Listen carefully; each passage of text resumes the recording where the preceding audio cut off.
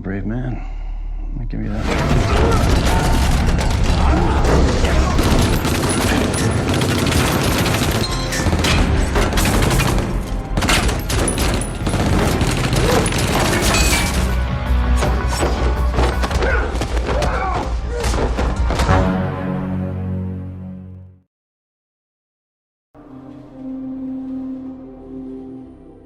Di awal film kita akan diperkenalkan dengan pria bernama Bryan Mills yang kala itu sedang menaiki kereta. Terlihat di sini Bryan tidak hanya sendirian melainkan dengan adik wanita satu-satunya yang sangat ia sayangi. Terungkap fakta kalau Bryan ini adalah mantan pasukan khusus yang memiliki skill di atas rata-rata. Bahkan berbagai penghargaan telah ia dapatkan tatkala dirinya masih menjadi pasukan khusus. Bryan sampai rela pensiun dini karena itu semua adalah permintaan adik wanitanya yang tidak ingin melihat Bryan terus-menerus terjun ke medan perang. Awalnya suasana baik-baik saja dan terlihat Bryan dan si adik sangat bahagia karena mereka akan berlibur ke pedesaan. Namun semuanya berubah tatkala beberapa orang mencurigakan datang ke gerbong Bryan. Bryan yang mempunyai feeling tidak enak, ia pun meminta adiknya agar pindah ke gerbong sebelah. Sementara dirinya akan terus mengawasi orang-orang mencurigakan tersebut. Hingga ketika si adik akan berpindah ke gerbong sebelah, inilah yang terjadi.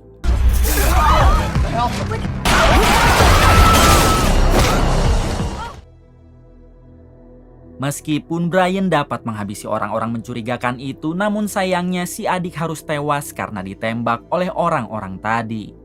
Melihat adiknya yang sudah tak bernyawa, Bryan hanya bisa menangis sejadi-jadinya dan ia juga yakin kalau orang-orang tadi pasti diperintah oleh seseorang. Sepulangnya ke rumah, Bryan langsung dikerubungi para wartawan untuk menanyakan apa yang terjadi. Akan tetapi Bryan lebih memilih diam lalu langsung memeluk sang ibu. Bryan hanya bisa meminta maaf kepada sang ibu karena ia merasa tidak becus menjaga adik kandungnya sendiri. Adegan berpindah ke kantor intelijen rahasia Amerika. Di sini kita akan diperkenalkan dengan sang ketua intelijen yang bernama Christina. Saat ini Christina dan tim sedang membicarakan Bryan yang merupakan mantan pasukan khusus terbaik. Christina sangat ingin merekrut Bryan menjadi anggotanya. Namun sekarang posisinya tidak tepat karena Bryan sedang berduka. Pada akhirnya Christina menugaskan anak buahnya untuk menyadap ponsel Bryan agar nantinya mereka bisa tahu kemanapun Bryan pergi. Local law enforcement saying. Still waiting for a statement. Keesokan harinya terlihat Bryan dan keluarga yang sedang tahlilan ala barat atas kematian adiknya. Ketika semua orang sedang sibuk berdoa, datanglah satu anak buah Christina yang langsung masuk ke kamar Bryan. Dengan cepat orang itu berhasil menyadap ponsel Bryan lalu segera pergi dari sana. Karena alat penyadap itu, Christina dapat mengetahui kemanapun Bryan pergi, bahkan ia bisa mendengar semua yang Bryan katakan.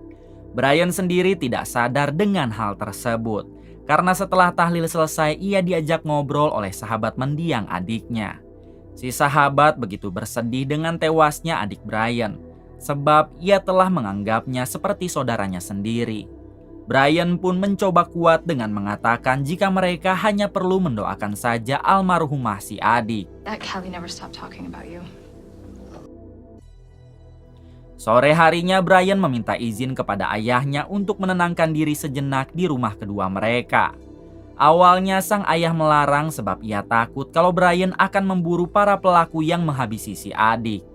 Namun Bryan mengatakan jika semua pelaku sudah ia habisi saat di kereta, sehingga Bryan tidak mungkin membrutal lagi. Pada akhirnya sang ayah pun mengizinkan Bryan pergi.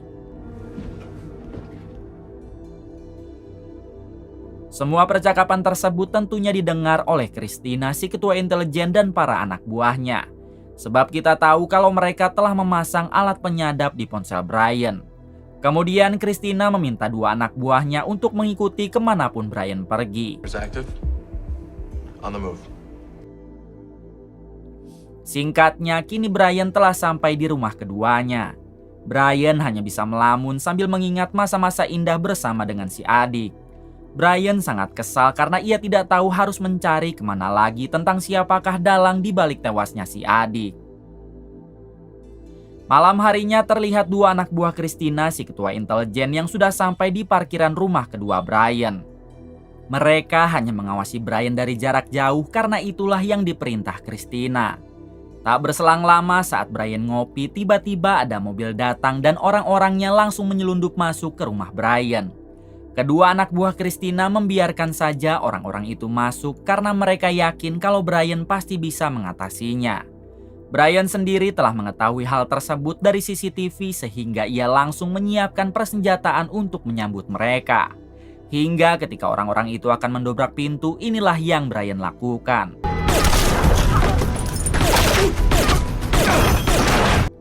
Tiga orang dari mereka berhasil kabur. Namun beruntung Brian dapat melumpuhkan satu orang yang tertinggal. Brian langsung saja bertanya siapa orang yang mengirimmu.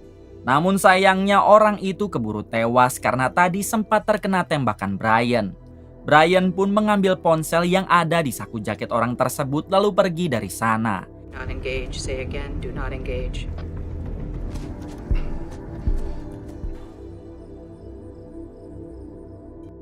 Satu jam kemudian Brian mendatangi salah satu motel untuk beristirahat. Di sana ia langsung mengobati lukanya karena tadi sempat tertembak juga. United States Army 110, Sergeant Leach. Tak lama Brian menghubungi sahabat lamanya yang bernama K.A. Dan K.A. juga merupakan mantan pasukan khusus seperjuangan dengan Brian. Di sini Brian bercerita kalau baru saja ia telah diserang oleh sekelompok orang tak dikenal. Brian yakin kalau orang-orang tersebut masih satu circle dengan orang yang kemarin menghabisi adiknya.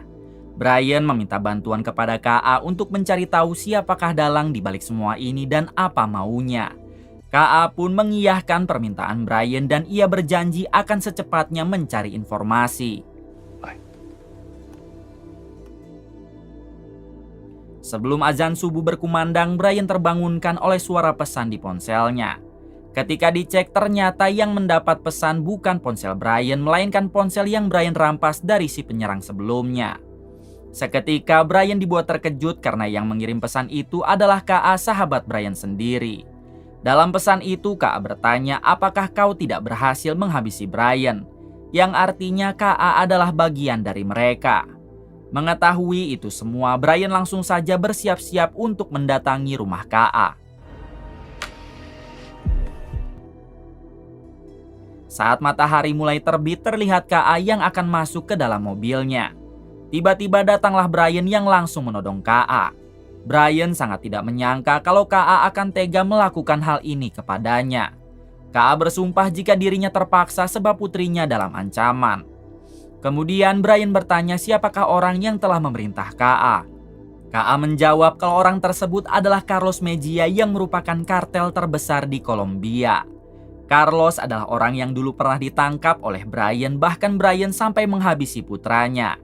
Oleh sebab itulah Carlos sangat dendam kepada Brian. Dengan cepat Brian memaksa K.A. agar diantarkan ke markas Carlos saat ini juga.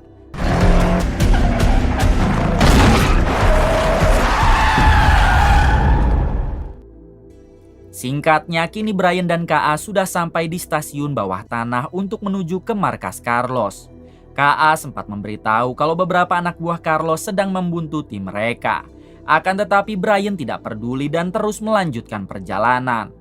Tak lama tiba-tiba Brian berhenti lalu bertanya apakah K.A. pernah bertemu dengan adik Brian.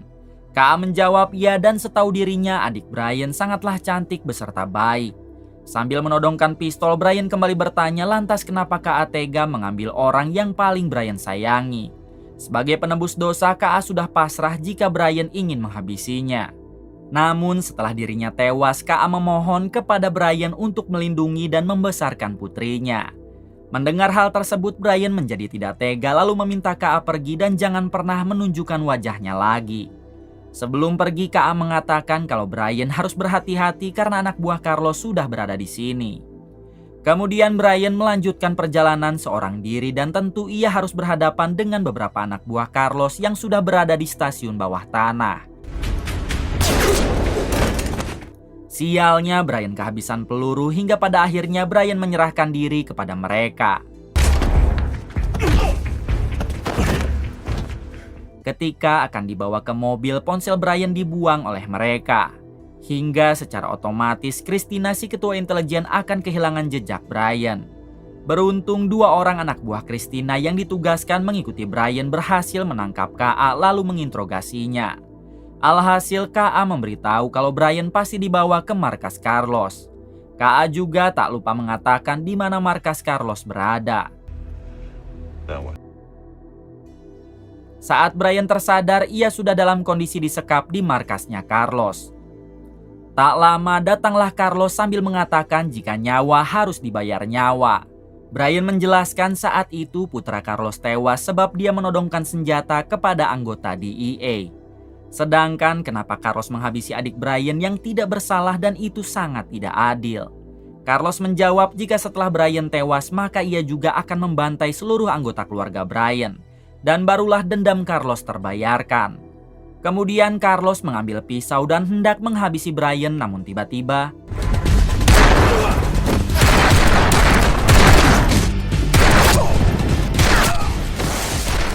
ternyata itu adalah pasukan intelijen anak buah Christina yang ditugaskan untuk menyelamatkan Brian. Setelah peperangan cukup lama, pasukan intelijen dapat meratakan seluruh anak buah Carlos. Namun sayangnya Carlos sendiri berhasil menodong Brian lalu meminta mereka semua agar mundur. Brian yang bukan orang sembarangan, ia pun langsung melakukan hal ini. Di sini pasukan intelijen meminta Brian agar tidak menghabisi Carlos karena mereka membutuhkan Carlos secara hidup-hidup. Namun Brian tetap akan menghabisinya hingga terpaksa pasukan intelijen membuat Brian pingsan. Keesokan harinya terlihat Brian yang baru sadar dan ia sudah berada di rumah sakit. Tak lama datanglah Christina si ketua intelijen yang mengajak Brian berkenalan. Di sini Christina menjelaskan kalau dirinya adalah ketua intelijen. Sudah lama Christina menginginkan Brian gabung dalam timnya, namun dulu Brian masih berstatus militer. Sebelum menjawab pertanyaan itu, Brian balik bertanya tentang di manakah Carlos sekarang karena ia sangat ingin menghabisinya. Christina menjawab kalau Carlos sudah ditahan di penjara intelijen dan dipastikan tidak akan dapat kabur. Sebaiknya Brian tidak dulu menghabisi Carlos karena intelijen masih membutuhkan Carlos untuk mendapatkan informasi kartel lainnya. Christina berjanji jika Brian mau bergabung dengannya maka ia akan diberi akses untuk memantau Carlos kapanpun. Christina juga akan memberikan perlindungan penuh terhadap keluarga Brian beserta gaji yang besar. Daripada menjadi pengangguran seperti saya, pada akhirnya Brian menerima tawaran dari Christina. Dan mulai saat ini Brian telah resmi bergabung dengan intelijen. But when you fail to protect your own sister. 1 minggu kemudian terlihat Brian dan pasukan intelijen yang sedang memburu sarang teroris. Dengan mode senyap, Brian dan pasukan dapat masuk ke dalam lalu melumpuhkan mereka semua.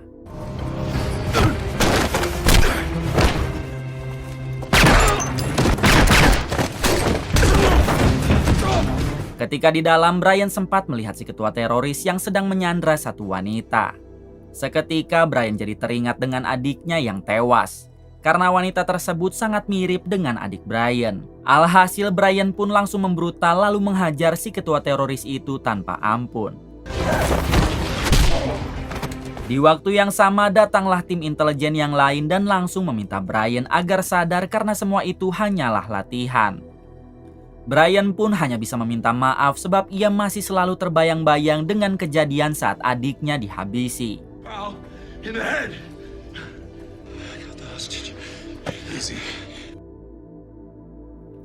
Besok malamnya kita akan dibawa ke salah satu restoran mewah dan di sini memperlihatkan sang senator sedang makan malam bersama dengan salah satu pejabat. Tiba-tiba sang senator terjatuh dari kursi dan ia pun langsung tewas di tempat. I'm sorry. 2 jam kemudian adegan berpindah kepada Brian yang sedang diceramahi oleh Christina si ketua intelijen. Christina meminta agar Brian bisa move on dari kematian adiknya supaya Brian bisa fokus menjalankan misi. Jika Brian terus saja terpuruk seperti ini, maka dipastikan hidup Brian akan hancur. Brian pun hanya bisa meminta maaf sambil berjanji akan melupakan semuanya. Di waktu yang sama datanglah tangan kanan Christina yang memberitahu kalau sang senator baru saja tewas. Rumor yang beredar sang senator tewas akibat serangan jantung. Namun mereka ditugaskan untuk menyelidiki itu semua. Pada akhirnya Christina meminta Brian dan si tangan kanan beristirahat, karena mereka akan mulai menyelidiki kematian sang senator besok pagi. Keesokan harinya terlihat Christina yang sedang duduk di mejanya. Tiba-tiba ia mendapat pesan dari ajudan senator yang meminta agar Christina menemuinya. Sebab sang senator bukan serangan jantung melainkan dihabisi. Si ajudan juga memberi lokasi detailnya hingga dengan cepat Christina mengajak Brian untuk pergi ke sana. Get your gear now. Di tengah perjalanan, Brian sempat bertanya kemanakah rekan-rekan yang lainnya. Christina menjawab jika mereka semua sedang dikirim ke Ukraina untuk menjalankan misi lain. Singkatnya, Christina telah sampai di lokasi pertemuan dengan si ajudan. Brian bertugas untuk memantau dari jarak jauh dengan menjadi sniper.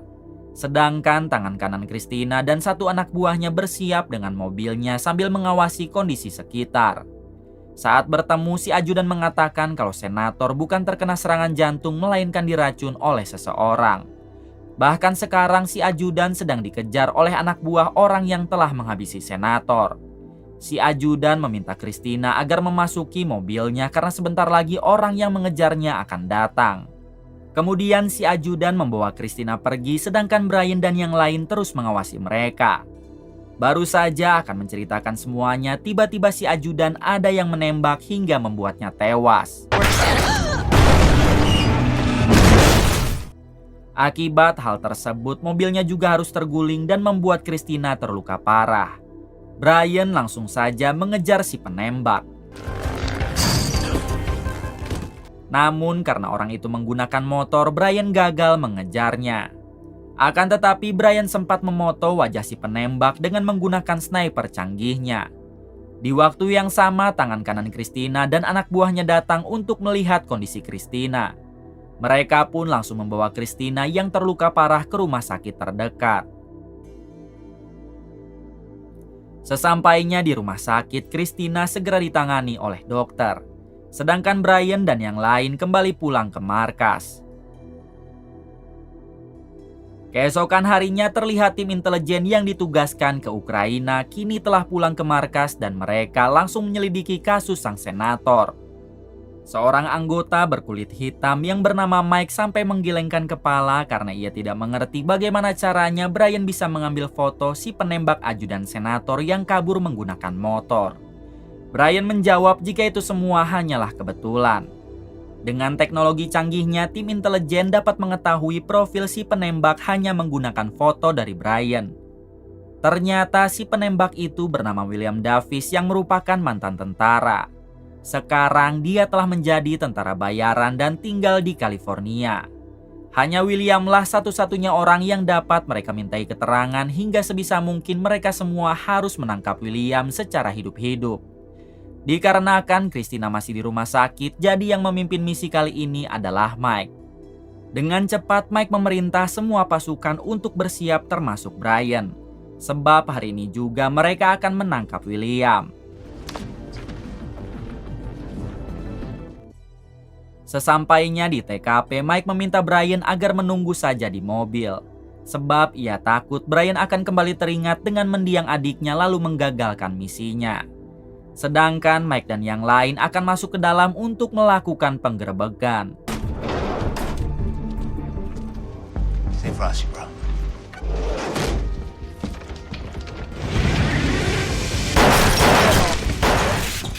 Di tengah peperangan, William berhasil kabur ke atap rumah.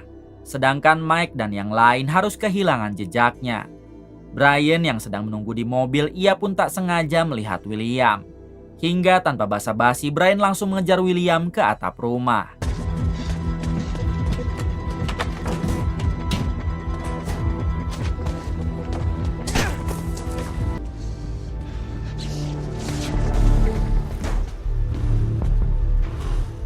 Sebetulnya Brian tidak berniat menghabisi William. Namun karena William terus melawan, secara tak sengaja Brian menjatuhkannya ke lantai bawah.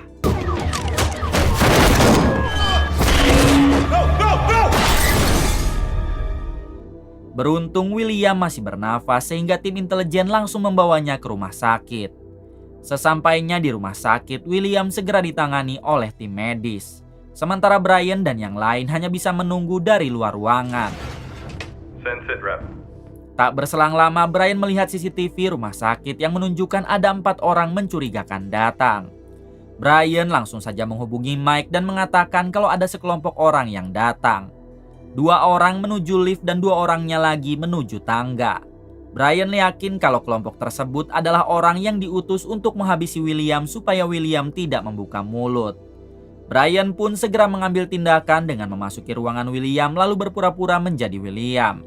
Yang padahal William sendiri telah dipindahkan ke ruangan lain. Sedangkan Mike dan yang lain mereka mengejar 2 orang yang menuju tangga. Di balik itu terlihat 2 orang yang tadi menuju lift kini telah sampai di depan ruangan William dan menyamar menjadi perawat. Sebelum menghabisi William, mereka sempat meminta maaf karena sekarang posisi William sangat membahayakan, namun tiba-tiba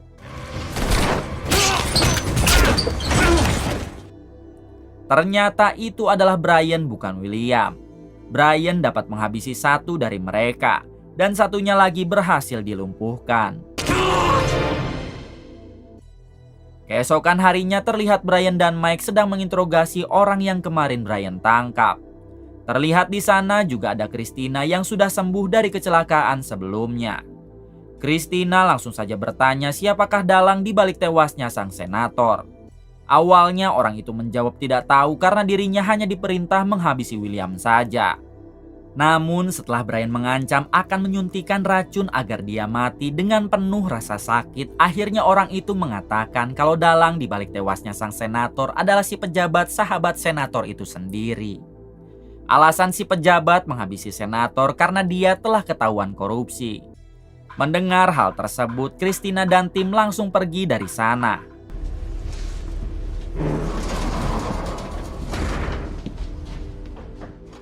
Besok malamnya terlihat si pejabat yang sedang bersantai di restoran langganannya. Tiba-tiba Christina dan Brian datang sambil mengatakan jika mereka sudah mengetahui semuanya tentang siapa dalang di balik kematian sang senator. Christina tidak akan menghabisi si pejabat karena Christina ingin si pejabat ditangkap lalu dihukum seberat-beratnya. Mendengar itu semua, seketika si pejabat terkena serangan jantung sampai koat di tempat. Christina beserta Brian pun hanya terdiam dan sekarang misi mereka telah dianggap selesai. Keesokan harinya terlihat Christina dan tim sedang berkumpul di markas. Mereka semua bersulang merayakan keberhasilannya dalam menguak kasus kematian sang senator. Hold on a second.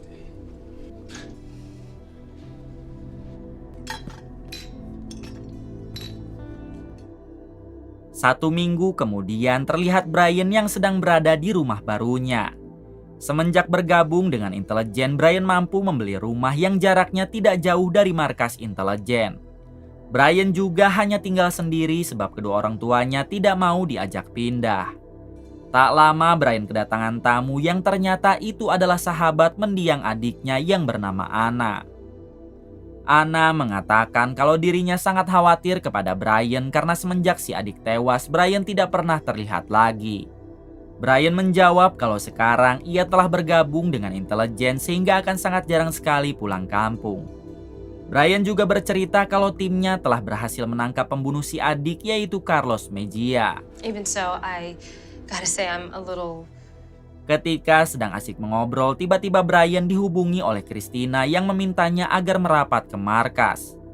Ternyata saat ini sedang ada teroris yang mengancam akan meledakkan bom di tengah kota. Sebelum pergi, Brian meminta Anna agar tidak keluar dari rumah ini, sebab di luar sedang ada ancaman teroris. Sebaiknya Anna menunggu Brian pulang dan jangan pernah pergi kemanapun. I'm gonna take no for an answer.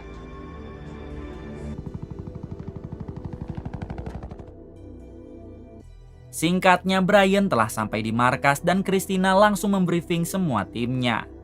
Christina menjelaskan kalau teroris ini bernama Ismat Jahat yang berasal dari Irak. Namun dari tahun 2011, Ismat sudah menetap di Amerika dan membawa istri beserta anaknya. Sekarang Ismat tinggal di sebuah perumahan yang dihuni oleh imigran Irak semua. Untuk mencari petunjuk, sebaiknya mereka mendatangi dulu rumah Ismat lalu meminta informasi kepada istrinya. Tanpa menunggu lama, Christina dan tim segera pergi ke rumah Ismat. Attack is imminent. Sesampainya di sana, yang akan masuk hanyalah Christina dan Brian. Sedangkan Mike dan yang lain ditugaskan untuk mengawasi mereka dari jauh. Ketika masuk ke dalam, Christina dan Brian disambut baik oleh istri Ismat.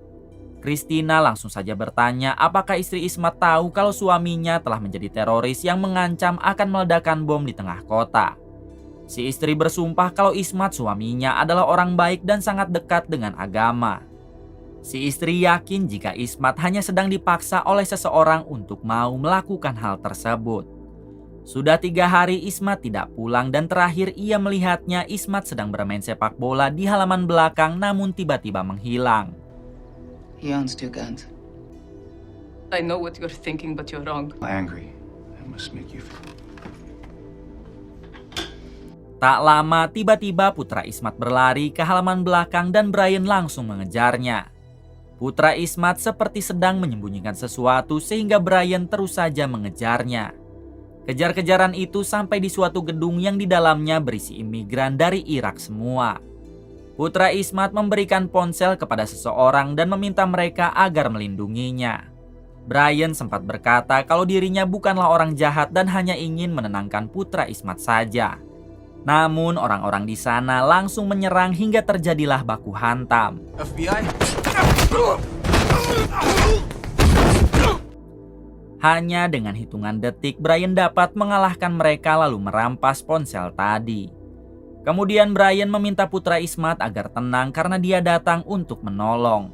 Akan tetapi putra Ismat malah kabur lagi dari sana. Amir!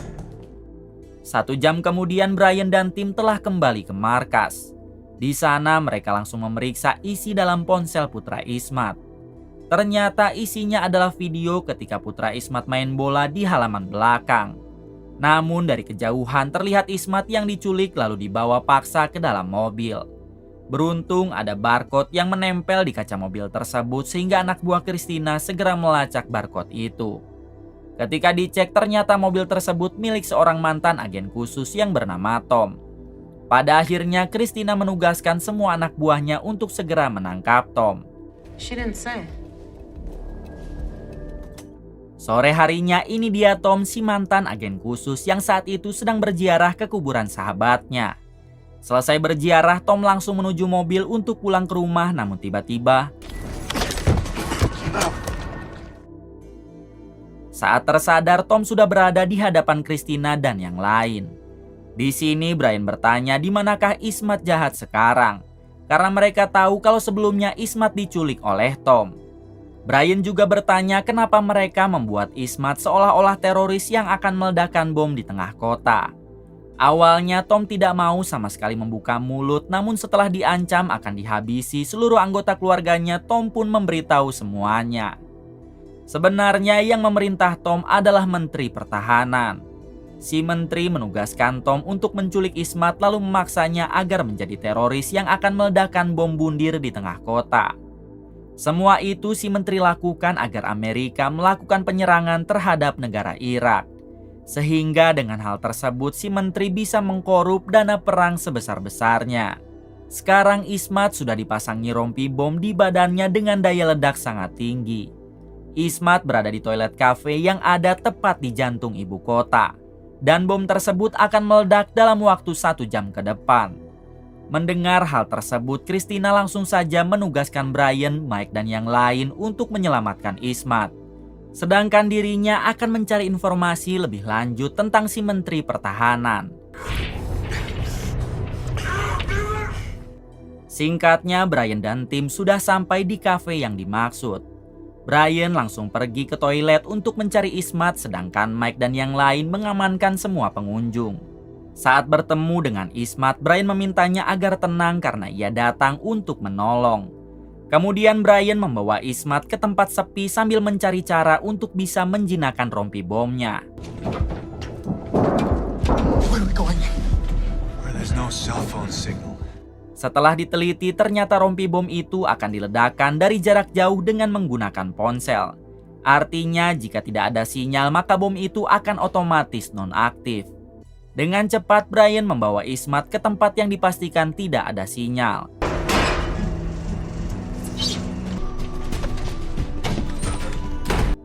Sayangnya, meskipun sudah berlari sangat jauh, di sana masih tetap ada sinyal.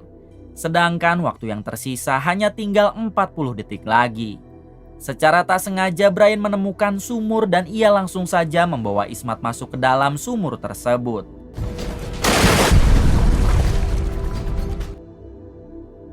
Alhamdulillahnya bom itu tidak jadi meledak sebab di dalam air tidak mungkin ada sinyal. Misi Brian menyelamatkan Ismat telah sukses dan kini selanjutnya adalah memburu si Menteri Pertahanan.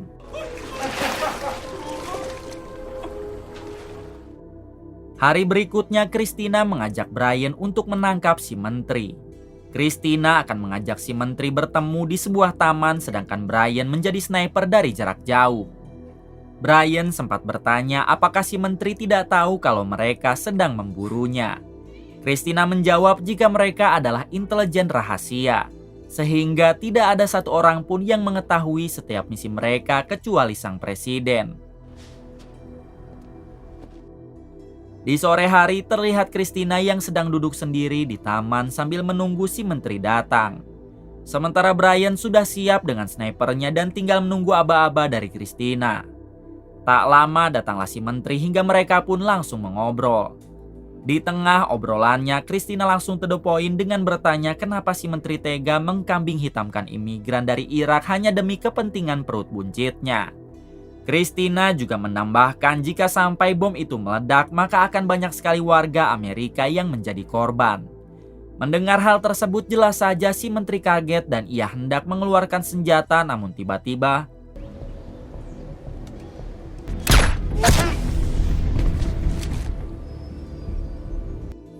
setelah si Menteri tewas, dengan santainya Brian dan Christina pergi dari sana. Malam harinya Brian baru bisa pulang ke rumah dan di sana ia langsung disambut oleh Anna, si sahabat mendiang adiknya. Anna sangat khawatir kepada Brian sebab dari mulai pergi Brian tidak pernah ada kabar. Brian meminta maaf karena misinya sangat menyibukkan sekali. Namun kini semua telah tuntas sehingga Anna tidak usah khawatir lagi. Kemudian Anna pamit pulang karena sekarang keadaan kota telah aman kembali. Long day. Beberapa hari kemudian memperlihatkan tangan kanan Christina si ketua intelijen yang sedang dihubungi seorang pria bernama Gugun. Diberitahu kalau Gugun ini ternyata mantan FBI sehingga ia kenal baik dengan Christina. Gugun meminta bantuan tim intelijen karena putrinya telah diculik bos mafia terbesar di Amerika. Alasan si bos mafia menculik putri Gugun sebab Gugun mempunyai data kejahatan si bos mafia yang bisa menjebloskannya ke dalam penjara. Si tangan kanan meminta agar sebaiknya Gugun datang saja besok ke markas mereka karena sekarang Christina sedang berada di luar. Yeah. Keesokan harinya terlihat Gugun yang sudah berada di sana dan sedang berbicara dengan Christina. Gugun memohon kepada Christina agar tim intelijennya bisa menyelamatkan putri Gugun yang telah diculik si bos mafia. Awalnya Christina menolak permintaan Gugun sebab itu adalah masalah pribadi. Sedangkan tim intelijen khusus menangani kasus besar itu pun harus persetujuan langsung dari sang presiden. Gugun menjawab jika dirinya mempunyai data penting milik si bos mafia yang di dalamnya banyak pejabat tinggi yang terlibat. Jika Christina mau membantu menyelamatkan putrinya, Gugun berjanji akan memberikan data tersebut dan nantinya pihak intelijen bisa membongkar siapa saja pejabat yang sering bekerja sama dengan si bos mafia. Alhasil Christina pun menyetujui permintaan Gugun. 1 jam kemudian, Christina mulai mengumpulkan pasukan untuk menjalankan misi baru yaitu menyelamatkan putri Gugun dari si bos mafia. Mereka akan menggunakan strategi COD yang nantinya Gugun berpura-pura menukar data kejahatan si bos mafia dengan putrinya. Namun setelah putri Gugun selamat, barulah tim intelijen membantai mereka semua sambil merebut kembali data tersebut. Dirasa semuanya telah mengerti, Christina pun segera meminta Gugun agar menghubungi si bos mafia untuk mengajaknya melakukan pertukaran. Saat terhubung, Gugun berpura-pura memohon ampun dan ia berjanji akan memberikan data itu asalkan putrinya dilepaskan. Pada akhirnya si bos mafia meminta Gugun agar datang ke sebuah taman bermain. Dan nantinya mereka akan melakukan pertukaran antara data kejahatan tersebut dengan putri Gugun. Mendengar hal tersebut, Brian dan pasukan langsung saja bersiap untuk menuju lokasi bersama dengan Gugun. Anything, please. Sesampainya di sana, Brian meminta Gugun agar turun duluan sambil membawa data itu yang berada di dalam laptop. Sedangkan Brian dan tim akan menyusul dengan menggunakan mode senyap.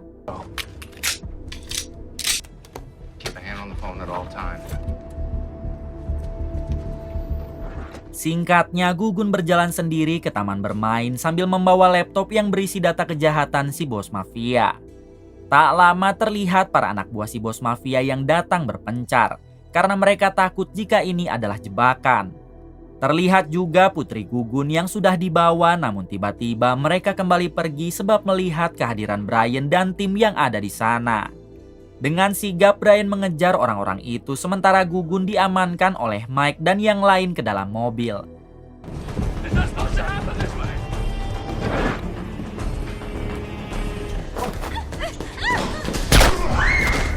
Setelah cukup lama mengejar, Brian dapat menembak satu orang yang membawa putri Gugun. Namun putri Gugun malah kabur karena ia mengira kalau Brian orang jahat juga. Alhasil putri Gugun kembali ditangkap oleh anak buah si bos mafia dan langsung membawanya kabur.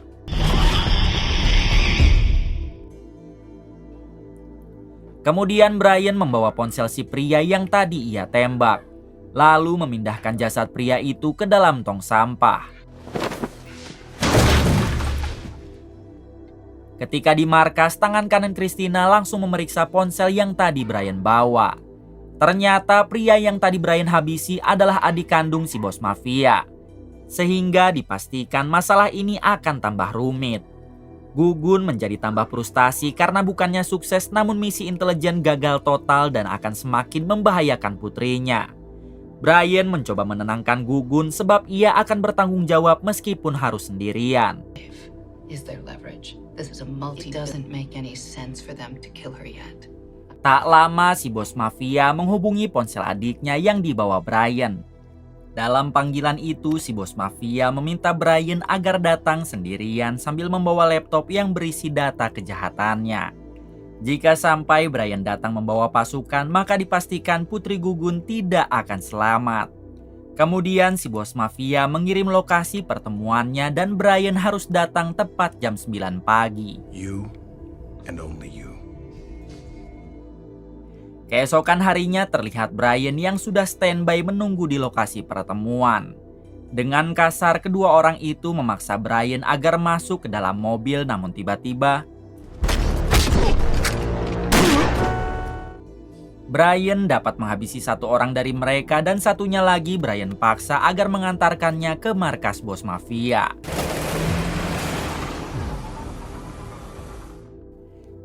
Sesampainya di sana, Brian memborgol orang tersebut di dalam mobil.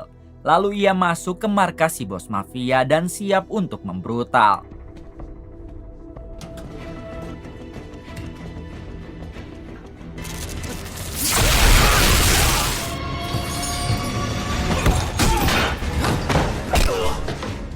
Di suatu waktu, Brian berhasil menemukan putri Gugun dan ia langsung melepaskan ikatan di tangannya. Namun tiba-tiba si bos mafia datang dari belakang sembari menodong Brian. Beruntung Brian dapat kabur ke lantai bawah dengan memanfaatkan ledakan yang sebelumnya telah ia buat.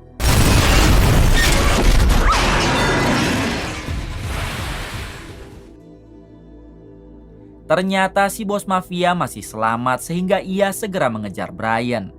Brian sendiri membawa putri Gugun masuk ke dalam gudang lalu ia menaburkan regen bensin sebagai antisipasi jika si bos mafia datang. Tak berselang lama, benar saja si bos mafia datang dan berdiri tepat di atas ceceran bensin yang sebelumnya Brian taburkan, hingga inilah yang terjadi.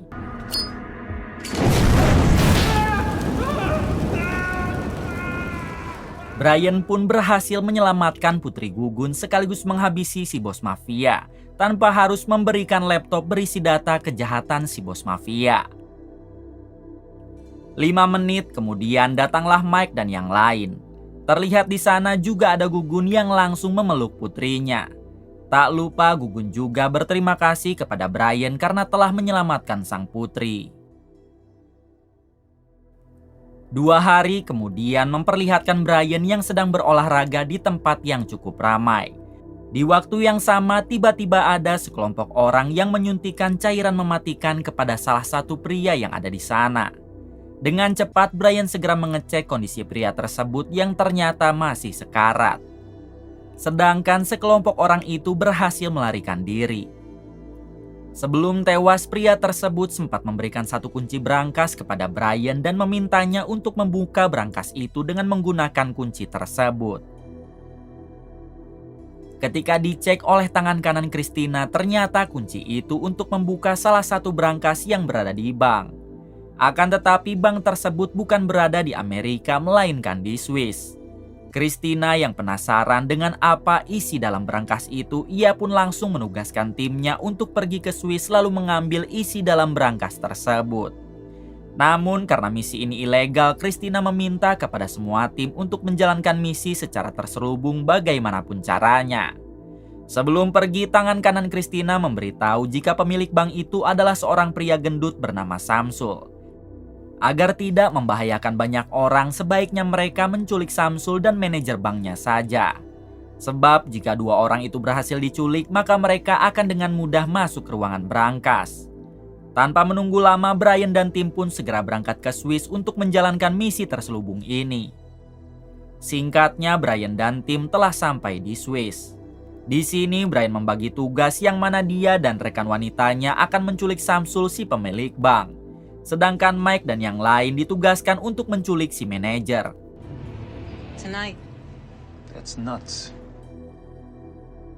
2 jam kemudian terlihat Mike dan rekannya yang mendatangi rumah si manajer lalu menculiknya.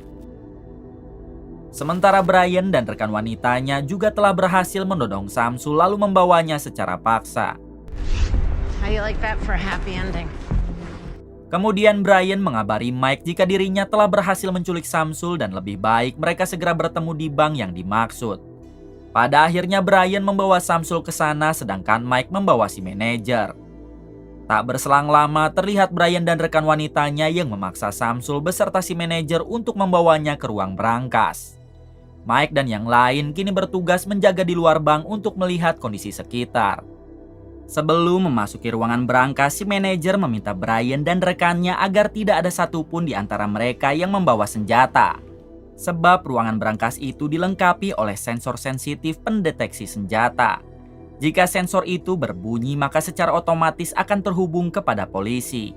Alhasil Brian dan rekannya pun membuang senjata mereka. Setelah sampai di dalam, Brian meminta Samsul agar membuka brankas yang mereka cari. Namun Samsul bukan membuka brankas itu, melainkan membuka brankas pribadinya yang berisi senjata. Kini posisi menjadi terbalik, Brian dan rekannya lah yang ditawan oleh Samsul beserta si manajer. Kemudian Samsul bertanya siapakah sebenarnya kalian, dan mengapa bisa sampai mempunyai kunci untuk membuka brankas nomor 518. Brian mencoba tenang dengan mengatakan jika dirinya hanya sedang diperintah oleh seseorang. Lalu Samsul membuka brankas itu yang berisi sebuah memori. Sambil menyandra rekan Brian, Samsul kembali bertanya apa isi dalam memori tersebut. Brian pun tidak menjawab dan langsung melakukan hal ini. Di balik itu, Mike dan yang lain kedatangan tamu tak diundang, yaitu para anak buah Samsul, hingga terjadilah aksi tembak-tembakan.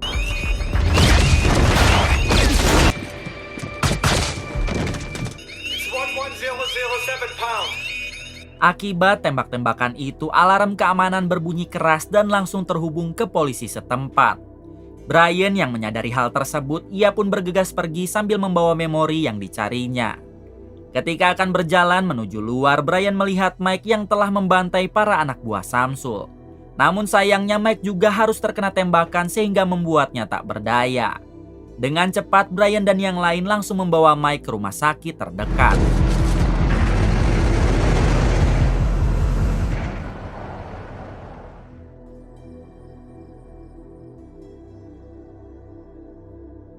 Keesokan harinya terlihat Brian dan tim yang sudah berada di bandara untuk pulang ke Amerika. Terlihat juga di sana ada Mike yang telah berhasil diobati, lalu mereka semua pun pergi meninggalkan Swiss. Di tengah penerbangan, Brian membuka memori yang sebelumnya ia bawa di brankas bank. Ternyata isi dalam memori itu adalah sebuah video pengakuan dari si pria yang memberi kunci brankas. Terungkap fakta kalau pria tersebut adalah tangan kanan dari Hakim Agung di Amerika. Pria itu mengatakan kalau selama ini sang Hakim Agung selalu menerima suap dari siapapun yang ingin terbebas dari hukum. Sudah beberapa kali dia mencoba menyadarkan sang hakim, namun sang hakim malah mengirim orang untuk menghabisinya.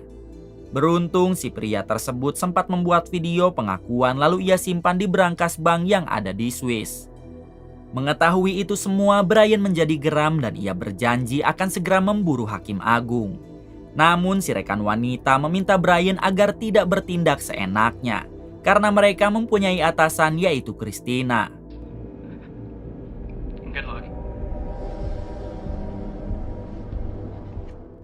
Singkat cerita, Brian sudah tiba di Amerika dan ia langsung menemui Christina. Di sini Brian memberikan memori itu dan meminta Christina agar melihat video pengakuan tersebut secara langsung. Kemudian Brian meminta izin karena sekarang dirinya berniat untuk memburu sang Hakim Agung. Christina meminta Brian agar tidak gegabah dulu, sebab bukti itu hanyalah sebuah video pengakuan dari seseorang. Mereka harus bisa menemukan dulu bukti detail tentang permainan kotor sang hakim, dan setelah itu baru mereka bisa memburunya. Alhasil Brian pun hanya bisa terdiam dan mengiyahkan perintah Christina. Trust in each other. I would never, ever. What are you not telling me? Keesokan harinya terlihat Christina yang sedang mengobrol dengan ketua CIA. Di sini Christina menceritakan tentang kejahatan sang hakim dan Christina juga memberi bukti video pengakuan dari tangan kanan sang hakim. Mengetahui itu semua, si ketua CIA berjanji kalau ia akan mengurus semuanya. The blood spilled in Switzerland was not in vain. And their financial coup is over. So, here's what you're gonna do. 2 hari kemudian terlihat Brian yang sedang makan malam bersama dengan Anna, si sahabat mendiang adik Brian. Nampaknya mereka berdua saling mencintai hingga Brian menyatakan cintanya kepada Anna. Di waktu yang sama terlihat berita di TV yang menyiarkan kalau sang hakim telah ditangkap oleh ketua CIA. Karena sekarang bukti kejahatan sang hakim telah terungkap. Mengetahui berita itu, jelas saja Brian menjadi senang karena dirinya tidak harus susah payah memburu lagi sang hakim. Kemudian Brian mengajak Anna menginap di rumahnya dan karena sekarang mereka sudah resmi pacaran, akhirnya terjadilah aksi kuda-kudaan. Hari-hari berikutnya terlihat Brian dan tim yang terus menjalankan misi-misi berbahaya. Bahkan sekarang tim Brian harus memburu kolonel dari Rusia yang telah menghabisi 2 agen CIA Amerika. Namun tentunya itu bukan hal sulit bagi Brian dan tim karena mereka pasti bisa mengatasinya.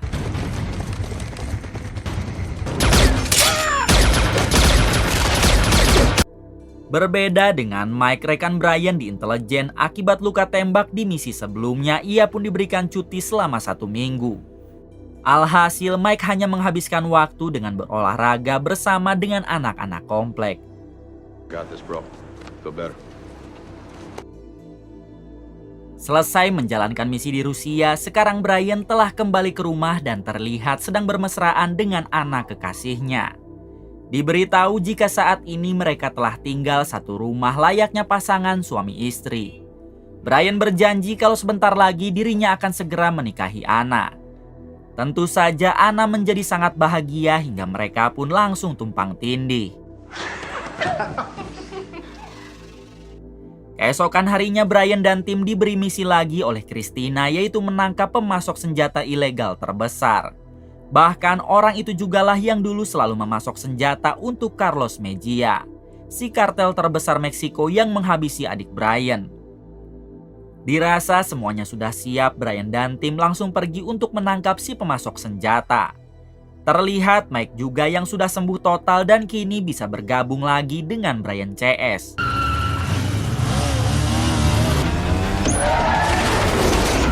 One and their mother is going to be on the warpath. Let's go. Did he just sacrifice himself for... Yes, he did. Sayangnya saat menjalankan misi, Brian harus tertangkap lalu disiksa habis-habisan oleh para anak buah si pemasok senjata. Namun bukan Brian namanya jika ia tidak bisa membalikan keadaan. You're a brave man. I'll give you that.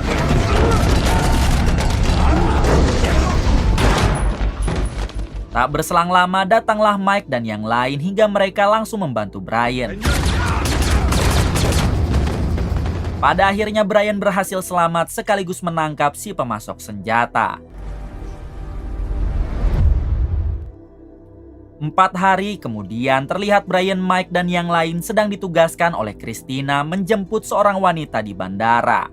Ternyata wanita tersebut adalah seorang agen mata-mata yang baru pulang menjalankan misi. Di tengah perjalanan, Brian bertanya kenapa kepulangan si wanita harus dikawal oleh intelijen. Si wanita menjawab jika dirinya baru saja memata-matai teroris di Iran dan ketahuan. Beruntung si wanita berhasil kabur lalu kembali ke Amerika. Oleh sebab itu si wanita meminta perlindungan dari intelijen karena ia yakin kalau para teroris dari Iran akan mengejarnya sampai ke Amerika. Now it's her turn to have my back. And you? John. Singkatnya, Brian telah berhasil membawa si wanita ke markas intelijen. Di sini, Christina meminta si wanita agar tidak pergi kemanapun dan sebaiknya tinggal di sini. Christina berjanji kalau timnya akan melindungi si wanita sebelum kondisinya benar-benar aman. Okay, I need you to stay here. Di suatu malam, si wanita meminta izin kepada Christina karena ia harus pergi ke kantor duta besar Iran. Si wanita harus bertemu dengan si dubes Iran karena ada beberapa hal penting yang harus ia bicarakan. Christina pun mengizinkan si wanita asalkan ia ditemani oleh Brian. Alhasil mereka berdua pun berangkat. Sesampainya di sana terlihat dubes Iran yang menyambut si wanita dan Brian dengan baik. Namun tiba-tiba si wanita mengatakan jika ia sudah mengetahui kalau selama ini si dubes telah bekerja sama dengan teroris. Mendengar hal tersebut si dubes hanya terdiam dan inilah yang terjadi.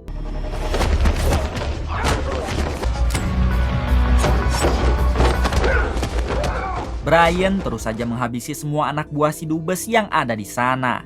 Sedangkan si dubes sendiri entah kabur kemana. Tak berselang lama Christina datang untuk membantu Brian.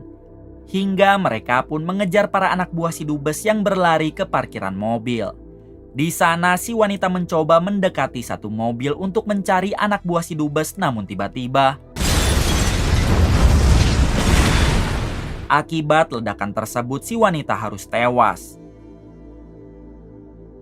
Keesokan harinya Christina mengumpulkan semua tim di markasnya.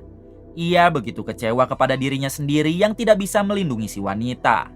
Brian mengatakan jika mereka tidak salah, sebab tewasnya si wanita karena kecerobohannya sendiri. Christina menjawab meskipun demikian misi mereka dianggap gagal sebab si dubes entah kabur kemana. I'll ID her body within the next few hours. 1 minggu kemudian terlihat Christina dan seluruh tim yang sedang berkumpul. Di sini Christina menjelaskan kalau sekarang mereka mendapat misi baru yaitu memindahkan Carlos Mejia ke penjara federal. Tentu saja Brian keberatan sebab jika Carlos sampai dipindahkan penjaranya itu akan memudahkan dia untuk bebas. Namun Christina tidak dapat berbuat apa-apa karena itu adalah perintah langsung dari petinggi intelijen. Bahkan yang akan mengurus kepindahan Carlos adalah pihak FBI bukan mereka. Mendengar hal tersebut, Brian dan tim hanya bisa terdiam. I feel you, bro. but our hands are well and truly tied here.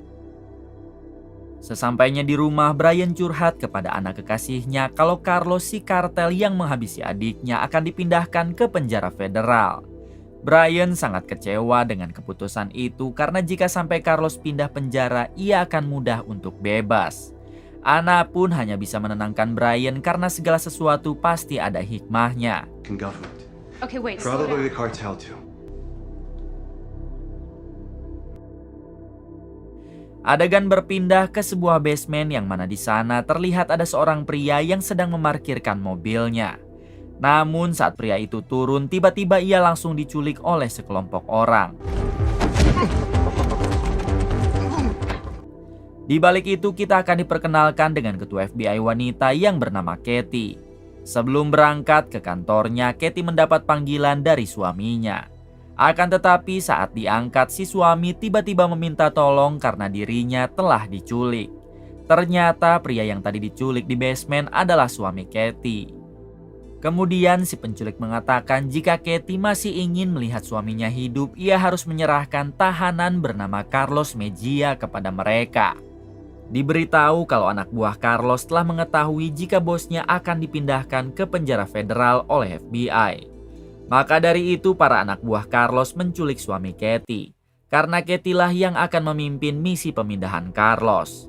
Mendengar hal tersebut, Katie memohon kepada mereka agar tidak pernah menyakiti suaminya sebab Katie sangat mencintai si suami. Or George will die. Di balik itu terlihat Brian yang sedang memasang alat pelacak di baju tahanan yang akan dipakai oleh Carlos. Tak lama Brian mengantarkan baju tahanan itu kepada Carlos. Di sini Brian mengatakan jika Carlos jangan senang dulu sebab apapun rencana Carlos, Brian akan terus memburunya. Carlos menjawab kalau sampai kapanpun dirinya juga akan terus memburu Brian, sebab Brian telah menghabisi putra Carlos.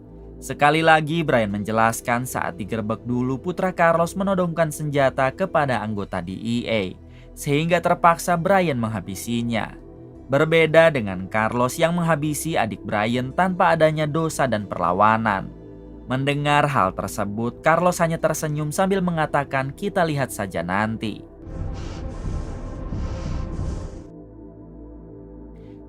Satu jam sebelum Carlos dipindahkan, Katie mendatangi Brian. Di sini Katie mengatakan jika suaminya telah diculik oleh anak buah Carlos. Katie dipaksa untuk membawa Carlos ke landasan udara saat pemindahannya ke penjara federal. Jika Katie tidak mau menuruti permintaan mereka, maka dipastikan suami Katie tidak akan selamat. Katie bingung dengan apa yang harus ia lakukan dan Katie berharap Brian bisa membantu. Mendengar hal tersebut, Brian meminta Katie agar tetap tenang karena sebisa mungkin ia akan membantu Katie. My husband's been taken. Yeah. Dengan cepat, Brian dan tim langsung memberitahu Christina menggunakan panggilan video. Setelah mengetahui semuanya, Christina membagi timnya menjadi dua. Yang mana Brian dan dua rekannya ditugaskan untuk mencari di mana suami Katie diculik lalu membebaskannya. Sedangkan Mike dan yang lain ditugaskan untuk mengawal Carlos bersama Katie dan pastikan jika Carlos jangan sampai lepas. Dengan sigap mereka semua langsung bersiap untuk menjalankan misi. Singkatnya, kini Carlos telah dimasukkan ke dalam mobil untuk dipindahkan ke penjara federal. Terlihat di sana juga ada Katie, Mike, dan yang lain untuk menjaga Carlos. Sedangkan Brian dan dua rekannya ia dibantu oleh tangan kanan Christina untuk mencari tahu di mana keberadaan suami Katie diculik. Singkat cerita, karena Brian juga tidak ada kabar, Katie memutuskan untuk membawa Carlos ke landasan udara. Katie berniat akan menyerahkan Carlos kepada para anak buahnya daripada suami Katie harus menjadi korban. Mike mencoba menenangkan Katie dengan berkata jika sebentar lagi Brian pasti akan berhasil. Namun Katie tetap kekeh sambil membawa Carlos keluar dari mobil. Tak lama datanglah satu pesawat capung yang tak lain adalah para anak buah Carlos. I'm going to go get George myself. Di sisi lain terlihat Brian dan tim baru saja sampai di lokasi suami Katie diculik. Mereka langsung membrutal dengan membantai orang-orang di sana.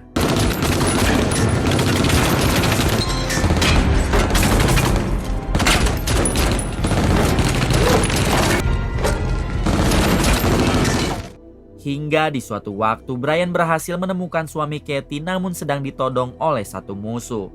Dengan santai Brian tetap tenang dan inilah yang terjadi. Setelah berhasil menyelamatkan suami Katie, Brian segera menghubungi Mike untuk memberitahu kalau suami Katie telah aman bersamanya. Sedangkan Katie sendiri kini akan memberikan Carlos kepada para anak buahnya, namun beruntung Mike langsung berteriak dan inilah yang terjadi.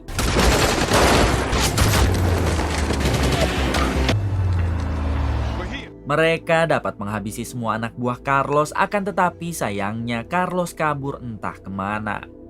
Mike langsung saja memberi kabar kepada Brian tentang Carlos yang telah kabur.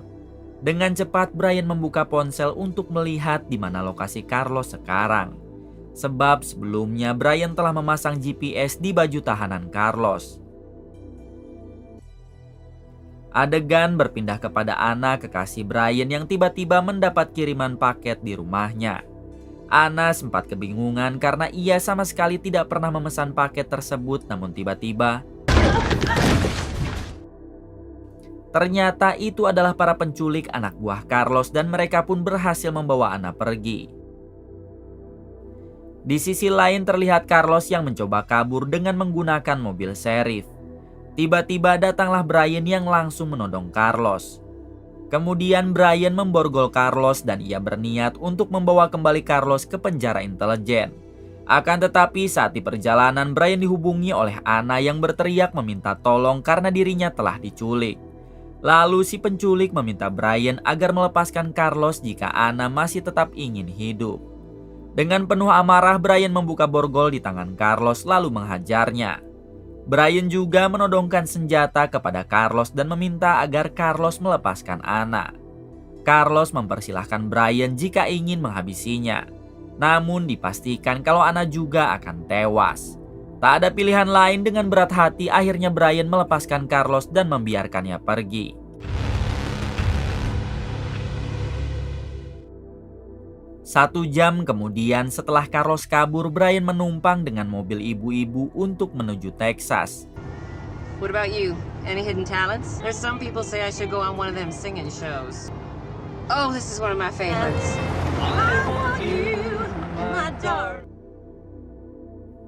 Sesampainya di sana, Brian dihubungi oleh Anna yang kala itu sudah bersama Carlos. Melalui ponsel Anna, Carlos mengatakan jika sebentar lagi dirinya akan membawa Anna ke Meksiko dan sekarang permainan baru saja dimulai. Brian menjawab kalau dirinya akan datang untuk menghabisi Carlos. Tidak peduli seberapa banyak anak buah yang Carlos punya dan tidak akan ada yang bisa menghentikan Brian. Setelah itu Brian pergi ke barbershop di perbatasan Amerika Meksiko. Karena lokasi terakhir dari GPS-nya Carlos singgah di sana. Brian langsung saja menodong dua tukang cukur sambil bertanya kemana Carlos pergi dan apakah kalian anak buahnya. Si tukang cukur bersumpah kalau mereka bukanlah anak buah Carlos. Namun Carlos sering kesini karena ini barber langganannya. Si tukang cukur juga mengatakan kalau Carlos pergi ke Meksiko dengan menggunakan jalur terowongan bawah tanah yang ada di dalam gudang tepat di ujung jalan ini. Tanpa menunggu lama, Brian segera pergi ke sana. Akan tetapi baru saja beberapa langkah Brian bertemu dengan Christina dan timnya. Christina menjelaskan jika mereka harus segera pulang karena misi penangkapan Carlos telah sepenuhnya dilimpahkan kepada FBI. Jika Brian tetap saja mengejar Carlos, maka intelijen akan terkena sanksi sebab itu sudah bukan lagi hak mereka. Brian menjawab kalau Carlos telah menghabisi adik kandungnya dan sekarang ia menculik Anna sang kekasih. Jadi wajar saja bila dirinya akan memburu kemanapun Carlos pergi sebab Carlos telah mengambil orang-orang yang Brian sayangi. Christina sangat mengerti akan hal tersebut.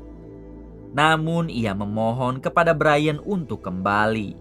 Sebab FBI juga pasti bergerak cepat. Akhirnya Brian menuruti perintah Christina namun tiba-tiba Setelah kejar-kejaran cukup lama, Brian pun dapat kabur dari kejaran Christina dan tim. Di balik itu memperlihatkan Carlos dan tangan kanannya yang baru sampai di gudang ujung jalan untuk pergi ke Meksiko melalui terowongan bawah tanah. Terlihat di sana juga ada Ana yang hanya bisa menuruti semua perintah Carlos. Carlos sangat bahagia karena jika sampai ia menginjakan kaki di wilayah Meksiko, dirinya akan menjadi raja. Semua polisi, militer, dan penegak hukum lainnya telah tunduk kepada Carlos sebab dirinya adalah kartel terbesar di sana. Kemudian Carlos masuk ke dalam dan segera membuka pintu bawah tanah untuk menuju Meksiko. Di waktu yang sama ternyata Brian sudah berada di luar lalu menembakkan senjatanya ke pintu gudang. Menyadari hal tersebut, Carlos langsung saja pergi bersama dengan tangan kanannya dan juga Ana. Kemudian Brian mengejar Carlos ke terowongan itu hingga terjadi aksi kejar-kejaran. Di sini Carlos meminta tangan kanannya untuk menghadang Brian. Sementara dirinya akan terus berjalan sambil membawa Ana karena wilayah Meksiko hanya tinggal beberapa langkah lagi. Namun pada akhirnya Brian dapat menghabisi si tangan kanan meskipun terowongan itu harus runtuh. Tak lama datanglah Mike beserta yang lain dan langsung membangunkan Brian karena ia sempat tertimpa reruntuhan.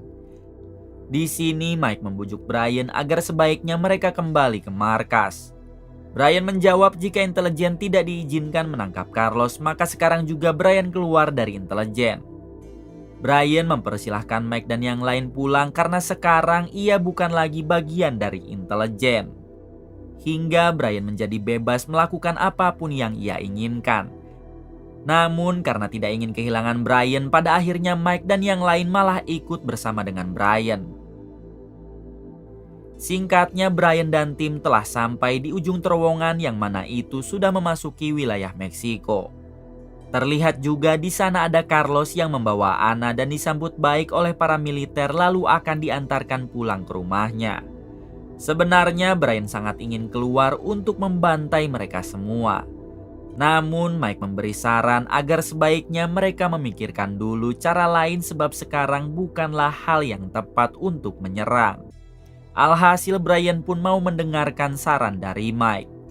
Tak lama Mike menghubungi Christina dan mengatakan kalau Brian akan keluar dari intelijen jika harus dipaksa untuk kembali.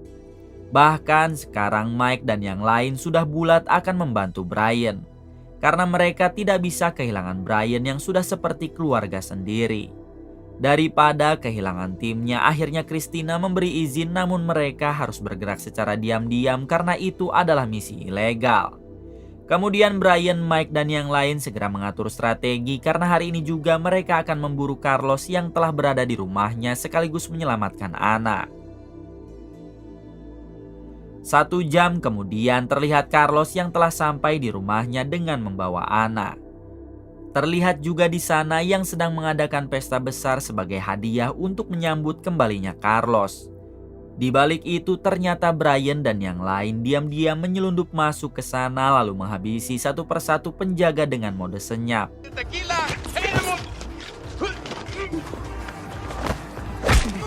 Kemudian Brian membagi 2 tim yang mana dirinya dan Mike akan masuk ke dalam. Sementara yang lain mengamankan kondisi di luar. Di balik itu tanpa mereka sadari rupanya Christina juga telah berada di dekat rumah Carlos. Christina meminta bantuan kepada timnya yang di markas supaya menghubungi Jenderal Militer Meksiko. Karena dirinya sedang membutuhkan bantuan. Christina sudah mengetahui kalau militer dan polisi berpangkat rendah pasti telah bekerja sama dengan Carlos. Sehingga ia akan meminta bantuan langsung kepada jenderalnya. Rules of engagement. Got it. Adegan kembali kepada Brian dan Mike yang kini telah sampai di dalam rumah Carlos. Sedangkan Carlos sendiri terlihat sedang akan makan malam bersama dengan antek-anteknya. Di waktu yang sama Carlos dihubungi oleh anak buahnya yang telah menemukan beberapa mayat. Dipastikan sekarang mereka telah kedatangan penyusup hingga dengan cepat Carlos memerintah semua pasukan untuk memeriksa semua ruangan. Brian, Mike, dan semua tim mulai bergerak hingga terjadilah aksi tembak-tembakan.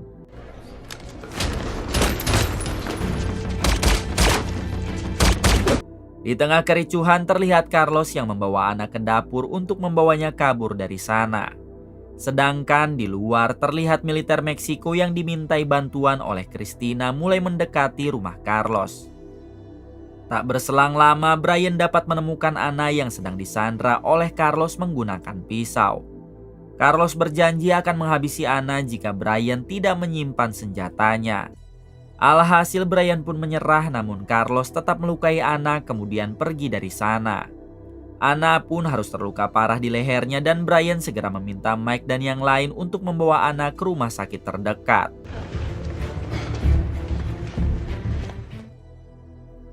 Tak lama Carlos kabur keluar, namun posisinya sudah dikepung oleh militer Meksiko. Terlihat juga di sana ada Christina sehingga para oknum militer tidak bisa melepaskan Carlos begitu saja. Di waktu yang sama datanglah Brian yang langsung menodong Carlos. Christina mengingatkan Brian untuk tidak menghabisi Carlos sebab ini bukan wilayah mereka, ditambah intelijen tidak mempunyai izin. Namun Brian tidak peduli dan inilah yang terjadi. Pada akhirnya Brian berhasil menghabisi Carlos. Namun dirinya juga harus ditembak oleh para militer Meksiko. Di sini Christina sempat bernegosiasi dengan para militer sebab ia ingin membawa Brian pulang. Namun militer di sana tidak memberi izin karena Brian harus dihukum karena telah melanggar peraturan. 4 hari kemudian terlihat Christina yang sedang berkumpul dengan timnya. Di sini Mike sempat bertanya bagaimanakah nasib Brian, apakah dia bisa dibebaskan. Christina meminta maaf karena ia sudah melakukan segala cara untuk membebaskan Brian namun hasilnya nihil. Bahkan Christina sudah meminta bantuan kepada duta besar Meksiko namun ia tidak bisa membantu. Satu-satunya cara yang bisa mereka lakukan adalah menculik Brian secara paksa, namun itu tentu akan beresiko besar.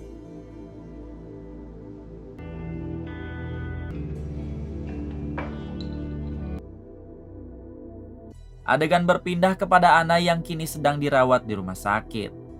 Meskipun lukanya cukup parah, namun Ana berhasil dioperasi dan kini sedang dalam masa pemulihan.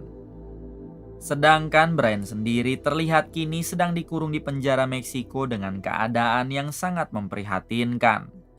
Kemudian film pun tamat. Terima kasih yang sudah menonton hingga akhir. Semoga kalian semua diberikan kesehatan dan rezeki yang berlimpah. Salam untuk semuanya dari Hampura Film.